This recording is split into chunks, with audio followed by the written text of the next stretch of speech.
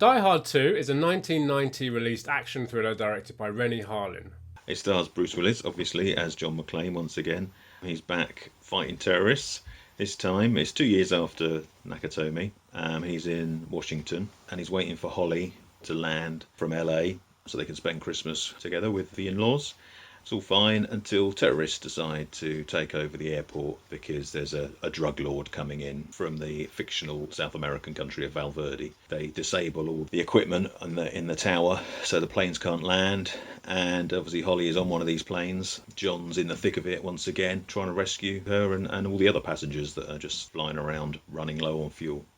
Explosions, quips, and lots of action ensues. There's a lot more dying going on in this one, isn't there? There is, yes. I think in 1990 it had the highest death count of any film. Wow. Well, I see you've got your lovely scarf on. But I have, yes. If you're wondering where I got this, then you can go back and watch our video for the original Die Hard from last year. You see John giving me this wonderful gift, which I'm now going to take off because it's really hot. So it's December and it's nearly Christmas. Next week, Christmas will be. So we are doing Die Hard 2. Die Harder. Possibly even more Christmassy than the first. It's actually got snow in it. I disagree. I think it's less Christmassy. Really? Oh, right. Christmassy than last time. There's a little bit of it at the beginning, but then it's more there's just snow everywhere than Christmas. I suppose. You know, it's still a feel-good, kind of. Is it a feel-good movie? I mean, it is a bit darker than the first, I think. It's darker than the first one. William Sadler plays Colonel Stewart, the main villain. And I think he's a lot more menacing than Hans Gruber. Not necessarily a better villain, No. I wouldn't say. But I think he does a decent job, and he's got a really menacing stare. I mean, we're introduced to him, and he's doing like Tai Chi in his hotel room in the buff. Which apparently is something Rennie Harlin decided, he really wanted to sort of introduce him as like a sort of perfect specimen of a man. And William Sadler was well on board with that and like trained for 3 months just for that very short scene where he's naked. But no, I mean, it shows because he does, he's very toned and sinewy and muscly. It's all about, much like the first one's all about money, so is this one. This guy, General Esperanza, is a drug lord, and they're setting him free and flying off with him so they can make loads of money. It is darker at times. It's bigger. I mean, most sequels are bigger. I mean, we did Die Hard last year because, I think Die Hard is like your favourite film of all time. Yeah.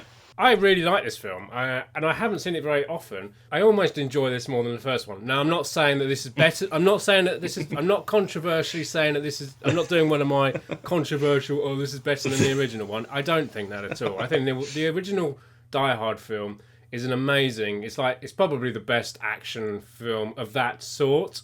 I mean, obviously, it started a whole generation of action movies. I mean, obviously, we had a lot of action movies in the 80s, but it kind of did something different. It kind of took the template of the disaster movie of the 70s and gave it a kind of an action movie edge of the 80s. Yeah. And I think Die Hard is an incredible film. But this one, it's got, sequels tend to suffer. They always have that, the first one's been a big success, and then the second one's obviously got to follow up on that. And obviously this time around we lose the director, and we get Rennie Harlin instead. And we get a different cast. We get the odd member of the original cast is still here. Yeah. We take pretty much the same premise, and we put it somewhere else.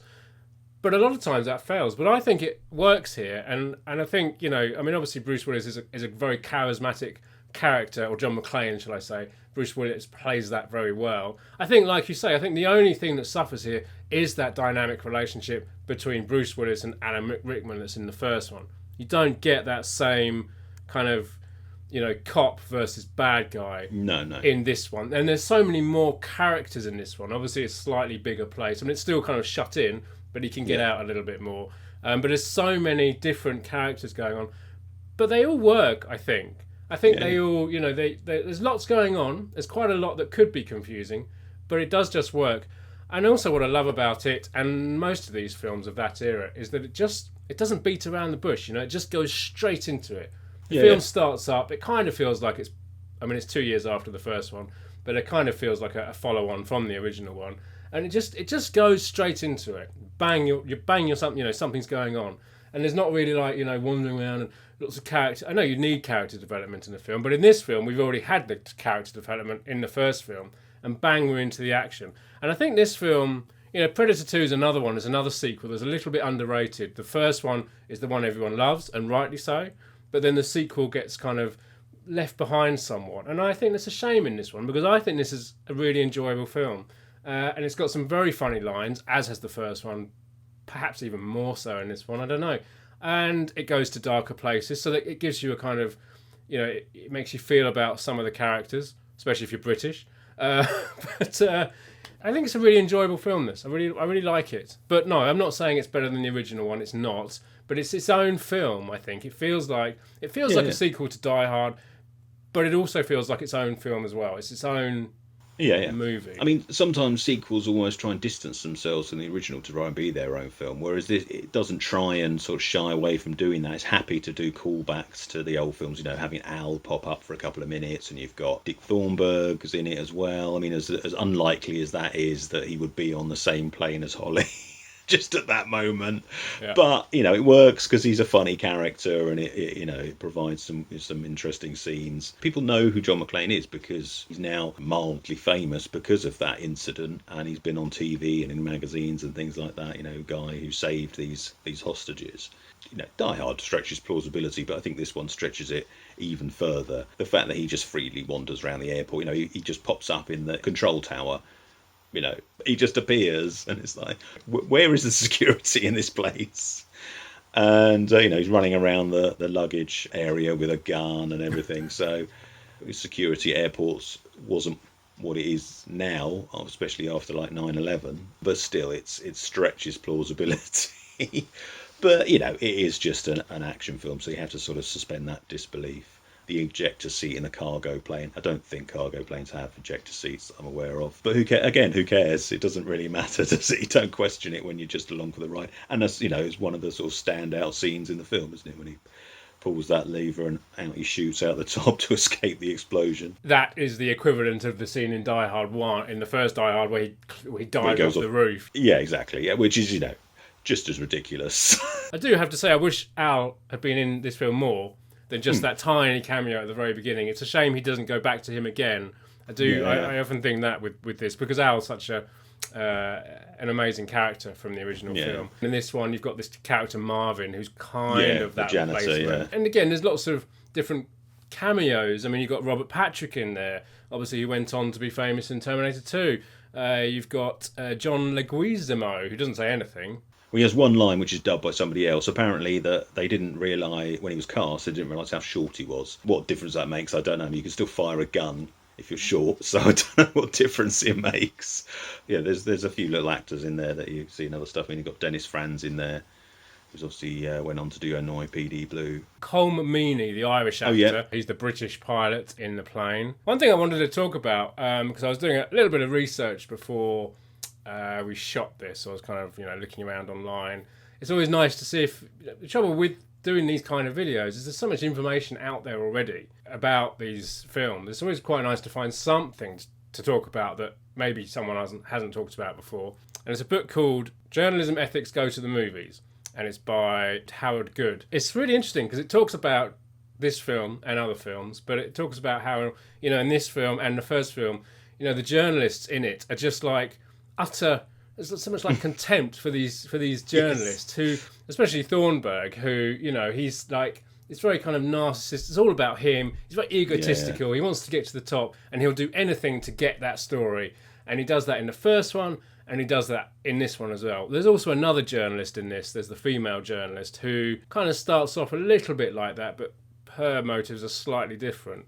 But it kind of talks about how a lot of films, a lot of Hollywood films, and specifically it was talking about these two films, and how, how cynical they are about the news reporters. I mean, in some way, some of the policemen as well go down that route too. But how, in fact, in reality, and they compared it with 9/11, they were talking in terms of journalists also being first responders, a lot like the police and ambulance workers and fire brigade as well. And how 9/11, a lot of those journalists, they're the people running, while everyone's running away from something, they, along with the police and the ambulance and, the medics and the fire brigade, run towards something. And they actually helped out a lot during 9/11.